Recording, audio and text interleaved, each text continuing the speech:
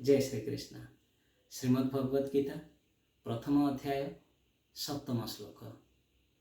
दुर्योधन उवाच अस्माकं तु विशिष्टा ये तानि बोध द्विजतम नायका मम सैन्यस्य संज्ञार्थम तानि ब्रवीमिते। एठारे दुर्योधन कहउछन्ति, हे द्विजतम, मु आपणकर अवगति निमंते जणाई देबाकु चाहूँछि से वीर मानक विषय जो माने कि मोर सैन्य मानक परिचालना करने सैन्य मानक परिचालना करने निमंते निपुण अटंती।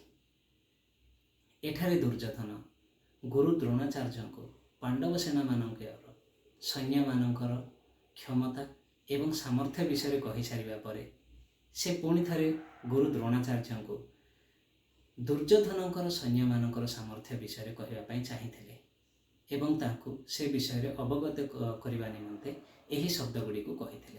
जय श्री कृष्ण।